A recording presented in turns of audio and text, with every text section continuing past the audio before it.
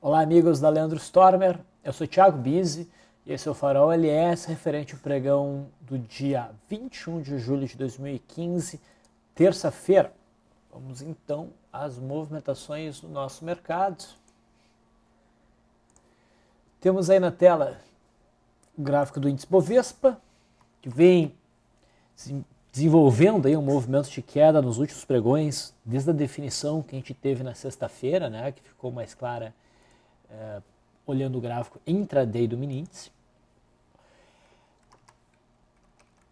Hoje nós tivemos um pregão um pouquinho mais complicado do ponto de vista intraday, ele foi mais errático, foi um dia mais search and destroy, mas acabou imperando a pressão, né, sobressaindo a pressão vendedora, e a gente fechou num candle de indefinição. Ele não sinaliza uma reversão. A gente não está num ponto para pensar em operações na ponta compradora, apesar de que no atual momento o mercado está testando essa zona do fundo dia anterior e essa possível LTA, mas não são argumentos suficientes, ainda mais com o candle de hoje, para a gente pensar em operações na ponta compradora. Mas a gente pode dizer que o movimento no curto prazo alcançou um objetivo. Não quer dizer que o mercado vai parar de cair por conta disso, mas um objetivo foi alcançado. Se o mercado der continuidade ao movimento de queda, essa queda pode acelerar legal. Tá? Num prazo maior de tempo, eu vejo suporte no fundo do finalzinho de março, por volta de 50 mil pontos, que também é um número redondo, 50 mil, né? Suporte intermediário, e depois uma zona um pouco mais ampla e mais significativa, que seria o alvo da projeção alternada, que costuma ter um papel importante nos movimentos de preço, principalmente quando o mercado faz esse padrão de movimento bem direcional, movimento lateral e movimento direcional, tá? Junto com o fundo de fevereiro e de março. Então essa seria uma segunda zona de alvo. Tá? Por que eu estou dizendo que no curto prazo o mercado alcançou um objetivo? A gente tem que olhar para o gráfico do mini, tá? Porque eu gosto de olhar o mini ao invés do índice futuro. Prefiro, tem mais volume. Tá? Isso não fica muito claro pelo gráfico diário, que a gente está vendo aqui. Vai ficar mais claro quando a gente olhar o gráfico intradiário. Bom, essa movimentação de queda tinha como alvo o quê? O fundo do dia 7. Esse é o alvo principal do ponto de vista intraday. E esse patamar foi alcançado hoje e o mercado fechou repicando. Certo? Bom, se nos próximos pregões a gente tiver o rompimento desse fundo, o mercado tende a acelerar para baixo. Vai ser um sinal importante de queda. Mas enquanto isso não acontece, a gente pode esperar alguma pressão compradora, algum respiro por parte dos preços e provavelmente a gente vai ter como resistência intradiária mais importante para o próximo pregão, talvez próximos pregões, a região da máxima de hoje. Vamos ver o que aconteceu hoje no mercado e por que ele foi um dia mais complicado para operações. O mercado abriu em cima da linha d'água, sentiu a linha d'água como suporte, fez um pequeno movimentozinho de alta. O viés era baixista, mas o mercado operava acima da linha d'água. No momento que fez esse candle, a gente tinha a possibilidade de compra pelo rompimento do primeiro movimento se o mercado rompesse esse patamar aqui. Isso sem romper a linha d'água. Repara o que o mercado fez. No candle que iniciou às 10h15, se não me engano exatamente, a gente teve o rompimento da linha d'água, enquadrando o mercado um trade de venda pelo método Leandro e na perda dessa mínima pelo método Bizzi. Onde é que ficava o stop? O stop ficava acima da máxima do dia. O candle que gerou a entrada pelo meu modelo foi o mesmo candle que gerou o stop. Tá? Não foi nem stop pela média móvel de 9, o mercado pegou o stop de entrada. O método Leandro também foi estopado da mesma forma. Tá? Isso aqui é uma barra elefante e ela é importante no sentido que ela nega um rompimento falso. Okay? Então a superação dessa máxima permite operação na ponta compradora e é uma operação significativa. Então tomei stop de um lado e tento operação por outro. Método Leandro não teve entrada aí porque não trabalha com barra elefante. O alvo ficava lá em 52.720. A operação foi acionada. O mercado depois recuou, fechou abaixo da média móvel de 9, pediu ajuste stop. Stop não foi acionado. Aqui poderia ser um ponto para entrada por gift, não o mais bonito, mas poderia, pela operação na máxima. O mercado não acionou. De certa maneira faz aqui um Twin Towers. Isso acaba culminando no stop da operação. Tomei stop de um lado, tomei stop de outro, né? Melhor ficar de fora do mercado, porque ele está se mostrando muito risco. É um dia search and destroy. O mercado rompe fundo, rompe topo, rompe fundo. Tá? Então, hoje foi um dia ruim. O que a gente teve de movimentação a partir daí? O mercado acabou desenvolvendo um movimento coletivo. Não teve uma brecha tão clara para entrar nessa venda, mas o ponto importante é que esse fundo aqui foi alcançado e o mercado passa a repicar a partir dali. Tá? Então agora eu vou ajustar o suporte para cá, linha d'água vem para cá, e o mercado está mais apto agora do que antes a desenvolver um movimento de repique. Por quê? Porque um alvo foi alcançado. A gente vai ter uma resistência nesse patamar, por volta de 52.300 a 52.370, e talvez um repique maior, a média móvel de 200, que vai andar com o tempo, vai ser o segundo patamar de alvo num eventual repique. Mas o mercado não está, eu não estou afirmando que o mercado vai repicar, estou dizendo que agora ele está mais apto. Se houver o rompimento desse fundo, o mercado reafirma vendas. Mercado americano, o índice Dow Jones, que tinha praticamente alcançado o topo anterior, poderia oferecer aí alguma correção. Ofereceu, ela foi até, de certa maneira, intensa. No intraday a gente teve uma barra elefante, não chegou a alcançar o alvo, talvez alcance amanhã. Tá?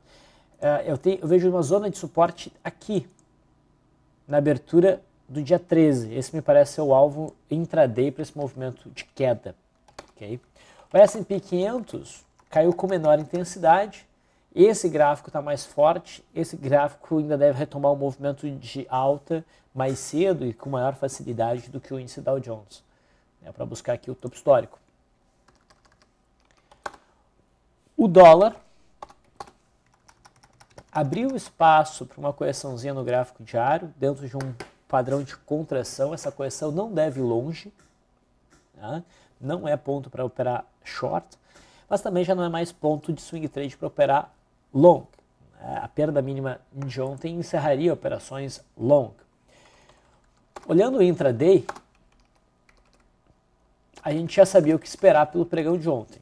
Não é exatamente o que esperar, mas eu mencionei para vocês que o ponto que me parecia fazer sentido para o mercado vir buscar para achar suporte era essa região entre a média móvel de 200 e esta linha aqui, que foi o ponto que o mercado alcançou hoje próximo da mínima.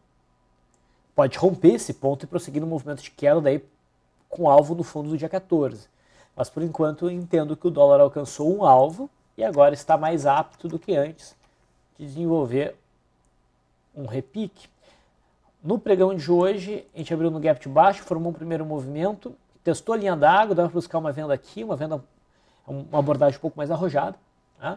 Depois a gente teve o rompimento desse primeiro movimento para baixo, o rompimento não foi muito claro, o objetivo também não era longo. Enfim, não foi um dia bom para operações no dólar, a não ser pelo teste da linha d'água. Que dos setups que a gente costuma trabalhar, eu considero o mais fraco, não porque necessariamente é o mais fraco, mas é um que ele vem sendo aprimorado. Não é algo que a gente tem tanta experiência em fazer. Tá? Pois muito bem, vamos ver o que o dólar nos oferece amanhã. Ela está em um ponto de decisão, para repicar ou para acelerar a queda no rompimento do fundo de hoje. No juro, esperava um movimento de queda, hoje a gente tem um candle de indecisão, uma estrelinha. Se superar a máxima pode ter alguma entrada de pressão compradora, mas não acho que vai muito longe. Acredito que o juro venha testar ainda essa região aqui embaixo. A Vale até ofereceu uma reaçãozinha em cima desse suporte, nada significativo. No intraday a gente teve uma barra elefante bem significativa, mas que não tinha características muito boas para a operação, porque estava em cima da média móvel de 200, também não tinha muito espaço até essa zona de resistência, que estava desenhada desde ontem. De fato, o mercado não foi além disso. Era a operação mais interessante. Petrobras afundou legal ontem, alcançou a linha de retorno desse canal de baixa. A expectativa era por continuidade do movimento de queda, e é o que a gente teve. A gente teve um movimento de queda, mas mais um candle de indecisão. Talvez a Petrobras ofereça algum repique, mas não acredito. Para mim, o direcionamento ainda é de baixa. No intraday, a gente teve uma barra elefante, mais interessante que a da Vale. Aqui dava para operar. E essa operação sofreu stop pela média móvel de 9. Um stop de pouco mais de 1/3 do stop original. A operação vale a pena. Tá? Daí, no momento em que o mercado deixou claro esse topo, é que a gente pôde desenhar essa zona de resistência com mais clareza. Okay? A expectativa ainda é de queda para Petrobras. No setor de siderurgia, Gerdau segue direcionada para baixo. Deu uma balançada hoje para cima. Das barras elefantes que surgiu, foi uma das mais bonitas, aqui no 15 minutos, acionou essa máxima, não chegou a alcançar o alvo, que estava mais aqui para cima, da amplitude de 100% da barra, mas foi o suficiente para oferecer mais de 2% de ganho, o que cumpria 20% da média da volatilidade histórica, e depois, pela média móvel de 9, gerou stop 1 ou 2 centavos de lucro, nada muito significativo. CSNA alcançou o alvo, o fundo de janeiro, e até vai ultrapassando esse alvo. Talvez o papel caia mais, a gente não sabe, não há sinal de reversão. No intraday, apareceu uma barra elefante, mas ela não foi acionada. Ela foi completamente ignorada, isso levou a esse belo movimento de queda. Não teve uma brecha muito clara para fazer essa operação na ponta vendedora. Tá? Uzi Minas rompe com o candle de hoje, o fundinho do início de julho, e com isso sinaliza a continuidade do movimento de queda, com um alvo em 13,36. Pode pensar inclusive em vendas aqui. Tá? Eu prefiro focar em operações intraday. Tá? Mas pode-se pensar em operação de swing trade. Aqui no intraday, também houve uma barra elefante que foi ignorada. O mercado está com cara de continuar o movimento de queda. Setor bancário. O Bradesco perdeu a mínima de ontem, confirma-se o rompimento da média móvel de 21 períodos, fica mais provável que os preços venham buscar os 27,30. Vai se desenhando mais claramente ainda, então, esse retângulo. No intraday até houve um sinal interessante, que foi o rompimento aqui dos 27,95, que era um suporte oferecido pelo gap do dia 10. Bateu, segurou, rompeu. É um primeiro movimento. Porém, o rompimento não apresentou volume. Então não foi uma operação muito boa de ser feita. Itaú vai deixando mais claro no gráfico diário uma resistência em 32. E o papel se aproxima do suporte em 30,40. Espero que chegue lá. No intraday, a operação que surgiu foi no Twin Towers. Essa mencionada aqui. Perdeu a mínima, não gerou stop pela média móvel de 9, alcançou o alvo na projeção do Twin Towers para baixo e foi, inclusive, além. Mas foi um trade mais curtinho. E Banco do Brasil, que já tinha fechado em cima do suporte 22 ontem, hoje balançou em cima desse suporte, não dá para dizer que rompeu, está testando. Tá? Se superar a máxima, deve ter um movimento de alta que eu não espero que seja forte. E se perder a mínima do candle de hoje, deve acelerar em busca, claro, primeiro aqui dos 21, mas o ponto mais forte seria 20,20. No gráfico intradiário até teve uma barra elefante, tá? Mas com uma certa distânciazinha para a média móvel de 20 períodos, que complicava mesmo porque estava em cima de uma zona de suporte, então desencorajava um pouco essa operação. O gift que ocorreu aqui também era desencorajado pela movimentação que o índice fez. Outros papéis. BBSE3 está testando o fundo de junho, ao mesmo tempo que testa a média móvel de 200, sombras inferiores. Parece um gráfico interessante para tentar buscar operações de day trade na ponta compradora. tem mesmo a operação de swing trade, na superação da máxima aqui, dos 33 idealmente, com stop abaixo dos 32, se quiser dar um espaço um pouquinho maior, tá? No mínimo abaixo de 32,25. É um papel que está interessante. Tá? É difícil perder esse patamar de suporte, mas também se perder, se deixar claro o rompimento, é porque o papel deve buscar a faixa entre 29,20 e 28,50.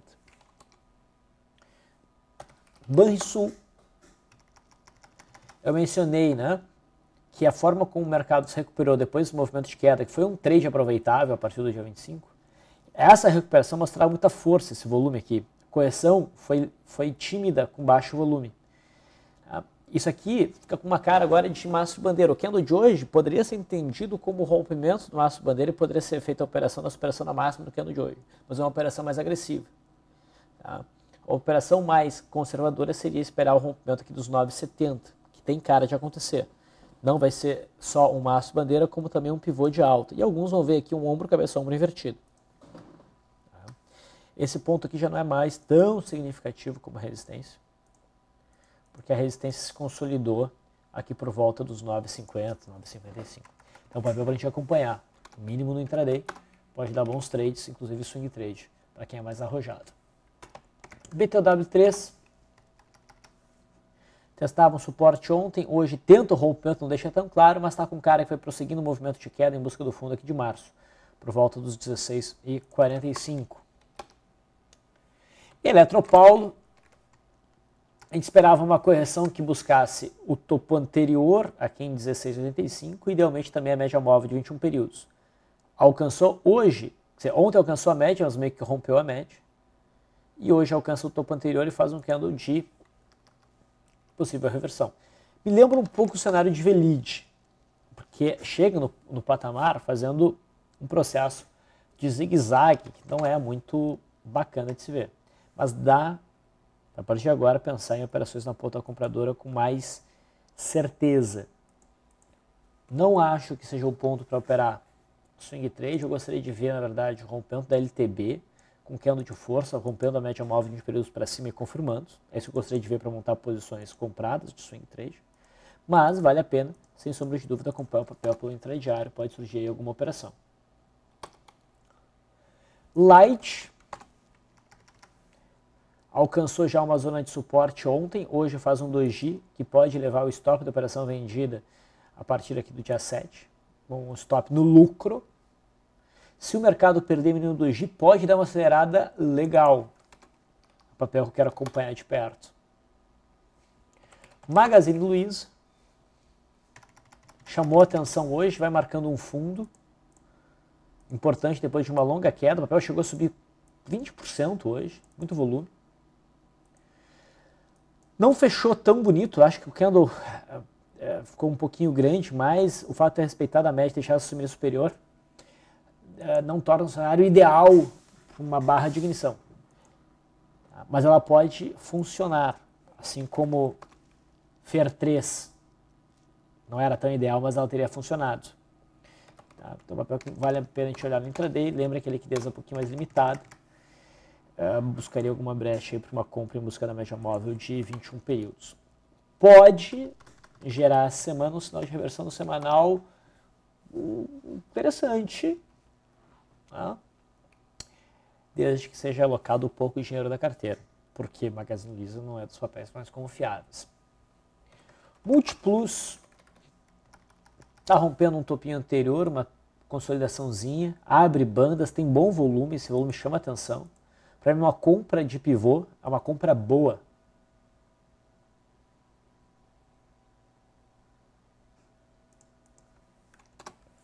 Apesar do mercado estar caindo, isso aqui parece uma compra bem boa e deve buscar o topo de maio por volta ali dos 41 e 60, 70. Rumo 3 está gerando um rompimento importante, um rompimento dessa congestão. É uma tosqueira. Provavelmente não tem muito aluguel, mas vale a pena acompanhar. O papel tende a um bom movimento de queda. O IBR e o IBR4, né, e o IBR3 estão no limite de um suporte. podem gerar uma compra logo logo. Mas também se romperem esse patamar, caem no vazio, assim como o rumo 3. Outro papel que chamou a atenção hoje foi os em Minas, 3. A gente viu o rompimento aqui no dia 5, depois retomada de vendas, principalmente a partir do dia 25. O papel vem caindo, caindo, caindo, agora alcançou o suporte do fundo de março. Não tem cara de compra ainda, mas pode aparecer uma reação a partir desse ponto. Em termos intradiários, Semig, que nos deu um sinal de venda no dia 20, desenhou um suporte aqui no intraday, rompeu a partir do meio-dia 45, 1 da tarde, desenvolveu um movimentozinho de queda, tem espaço para dar continuidade. CTIP 3 rompeu um primeiro movimento, chamava a atenção pelo volume do dia, no início do pregão. Rompeu aqui no Candles 11:45, mas eu não vi muito volume no rompimento, não acreditei no trade, apesar disso conseguiu fluir. Mas eu não tive coragem de entrar. Um papel que ficou bonito na barra elefante, assim como o Gerdau e o próprio Futuro, o Futuro deu para trás, a gente sabe, foi Elet. Elet 6, não a 3. Elet 6 rompeu a linha d'água com uma barra elefante, acionou e buscou o alvo de 2,5%. Na verdade, o alvo era um pouco menos do que isso. Passou um trade bem bonito. Pomo 4 é um papel que a gente vem acompanhando. Eu estou achando que Pomo está marcando um fundo de prazo maior. No gráfico de swing trade, o que nos chamaria bastante atenção seria o rompimento do topo anterior, né? Seria um pivô. Hoje já oferece uma reação significativa, boa entrada de volume no intraday. O que a gente teve? Uma barra elefante. E ela não saiu do nada, alcançou o alvo aqui. Não lembro se eu cheguei a comentar lá no farol de ontem. Bateu num patamar de suporte em gap. Ponto clássico. Agora, novo sinal pelo rompimento do topo anterior. E por fim, a RADL3. A RADL3 fez uma boa alta hoje, bastante volume, reforça, né, o forte viés altista. No intraday, apresentou uma barra elefante. O meu feeling era que ia funcionar, mas na análise fria aqui, me parecia distante da média móvel de 21 períodos. Claro que esse 2G facilitou uma entrada, né, para o barra ignorado. Mas eu acabei não entrando e o papel fluiu muito bem. Então esses foram os papéis que mais chamaram a atenção no pregão de hoje, tanto do ponto de vista de novas oportunidades de swing trade e também de oportunidades de day trade. Eu vou ficando por aqui. Queria agradecer a todos que deixaram os comentários ali na nossa página do YouTube.